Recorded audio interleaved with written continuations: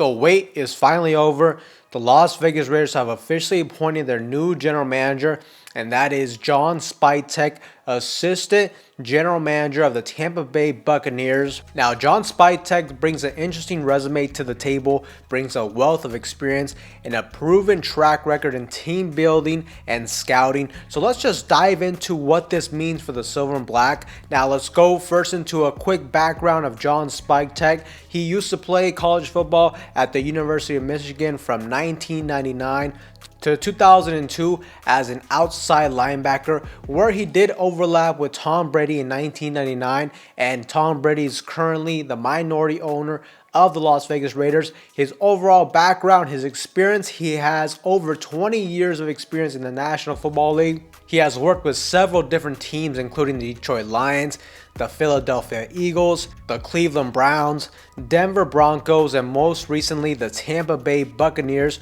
where he has served as the assistant general manager for the last 2 seasons. Now, when it comes to his career in the scouting department, he has held scouting roles with the Cleveland Browns from 2010 to 2012. The Denver Broncos from 2013 to 2015, where he was part of that Super Bowl 50 victory for the Denver Broncos. And after that, he made the move to Tampa Bay, where he joined in 2016 as Director of Player Personnel. He was then promoted to Vice President of Player Personnel in 2021, and then he became the Assistant General Manager in 2023. So he definitely brings a solid track record, and he is a guy that he was definitely due for an opportunity to be a general manager. And I think the biggest thing here is the connection to Tom Brady that worked in his favor.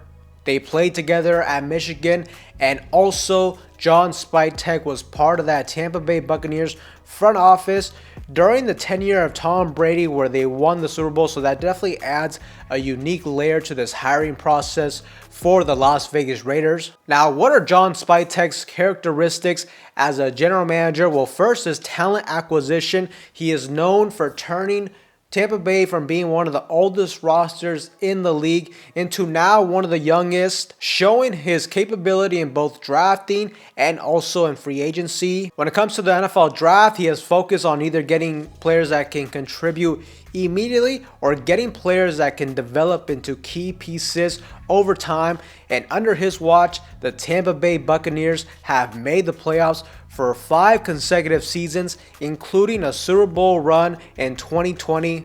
But there's no doubt that his draft picks have contributed to his success of Tampa Bay. And when it comes to his overall philosophy in the scouting department, from what I've read, it seems like he definitely likes identifying versatile players who can fit the team's culture, the scheme. And one real notable quote that I saw is from Scott Reynolds, who is the senior Tampa Bay Buccaneers beat writer, and he described John Spytek as a true football guy who came up through scouting, and essentially indicating his deep football knowledge. And that's the biggest thing that you're gonna love with John Spytek, is he has a deep knowledge and a deep experience in the scouting department. That's really his bread and butter. Now, what are some of his scouting methods? Well, first is versatility over specialization, particularly on the defensive side of the football.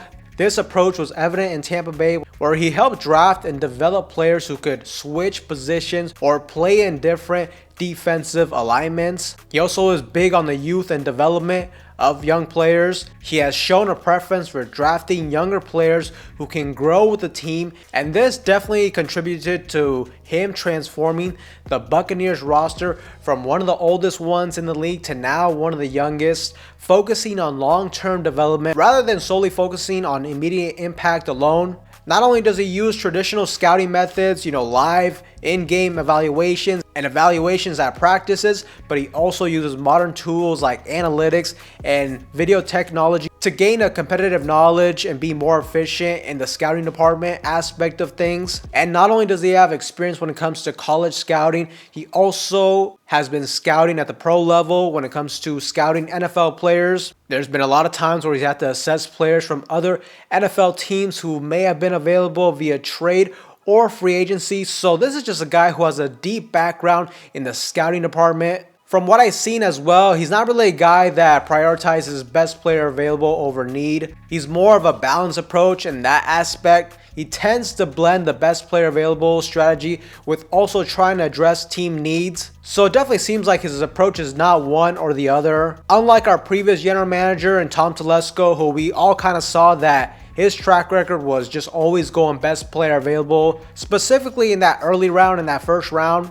But he definitely values versatility. He values physical traits as well. And while he's not exclusively focused on elite physical traits, he does prioritize athletes who have the physical tools necessary for the NFL. However, these are all under the context of how they translate into the field and into the team system and overall scheme. And lastly, he takes into consideration character when it comes to player development. He believes that character is a significant factor when he's evaluating these players, and he's ultimately looking for players with the right mindset to grow and contribute to the team culture. And you just look at his track record with Tampa Bay, there are quite a few noticeable good picks throughout the last 5 or 6 years. We start with linebacker Devin White, who was drafted in 2019 in the first round, 5th overall, and Devin White became a cornerstone for that Buccaneers defense. He was named a team captain and earned second team All-Pro honors, and he was just definitely a huge part of that defense in that Super Bowl run. In 2020, they also drafted Tristan Wirfs, offensive tackle, and he has proven to be a really good offensive tackle, quickly becoming one of the best at his position. And he was also a key part of that offensive line that protected Tom Brady during that Super Bowl victory. Antoine Winfield Jr. in 2020, second round pick, and you just seen that he's been a super versatile defensive back and a real impact safety for them, and he has been a Pro Bowl safety. You also got Cody Mock on the offensive side of the football, guard, second round. He has shown potential to be a long-term starter, and he showcased really good versatility, playing multiple different positions, providing good depth for their offensive line. Bucky Irvin in this last year's draft, I thought he was a steal. I thought he was like one of those hidden gem type of players, and he pulled the trigger on him, and you just saw how dynamic and explosive he was, and he's definitely going to be a big part of that Tampa Bay backfield for years to come. Jalen McMillan as well, wide receiver, third round. And you just seen the promise he has shown as a wide receiver, adding depth, and also has great playmaking ability. Kalijah Kancey as well, defensive line in 2023. In the first round, he's also been a big part of that defensive line rotation, and he has shown flashes of his high potential as a pass rusher in this league. So you can just see how Tampa Bay has been real consistent in the draft, and I think that's going to be a huge thing for the Raiders. I love for my general manager to have a good scouting background. And ultimately, I think that's one of the biggest crucial factors for a franchise to succeed. You have to be consistent and continuously do well in the draft. So I'm definitely excited on that front from John Spytek. And now jumping to his overall free agency background, what can we potentially expect from him?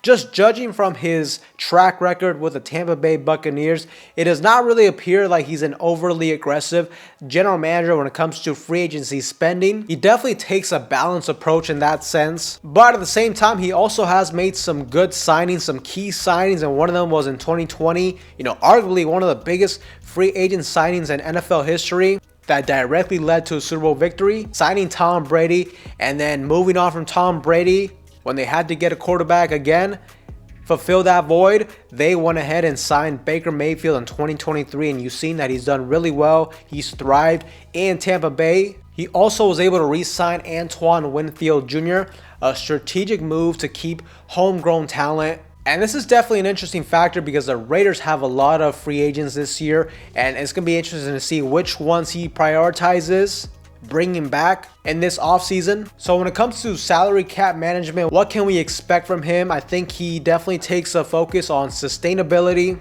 This includes restructuring contracts, making smart cuts, and avoiding overpaying for free agents unless they fit perfectly in the long-term future of the franchise. So he's definitely not a big spender when it comes to free agency, and you can definitely see there's a clear emphasis on building through the draft with him, and I definitely like that approach. Now, he definitely prefers building a sustainable roster through the draft, retaining key players, and only making smart, calculative moves in free agency based on the team's needs and the overall fit, rather than being a high volume, high cost type of free agency general manager in that sense. But overall, Raider Nation, there's a lot to be excited with John Spytek. He brings a lot of experience in the scouting department and just overall team building. Has a good, solid track record with Tampa Bay. He was definitely due for a big opportunity like this. Hopefully, he can take advantage of it. Also, his connection with Tom Brady might definitely influence how the Raiders operate under his leadership, particularly in the quarterback evaluation and team strategy. And another thing, too, is, I mean, he's close with Tom Brady,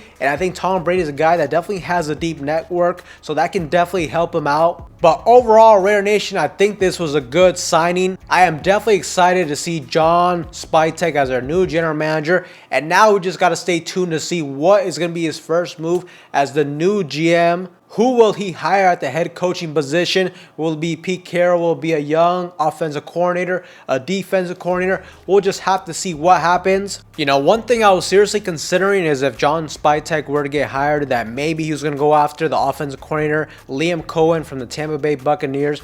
But everything seems to indicate that he will be staying in Tampa Bay. It looks like he has agreed to a new contract with Tampa Bay. So that looks like another option off the table, but it will be interesting to see who he makes as a new head coach of the Las Vegas Raiders. But Raider Nation, let me know what you guys think in the comment section down below of this signing. What do you think about our new GM? Let me know in that comment section down below. But with that being said, Raider Nation, that is all for you guys in today's video.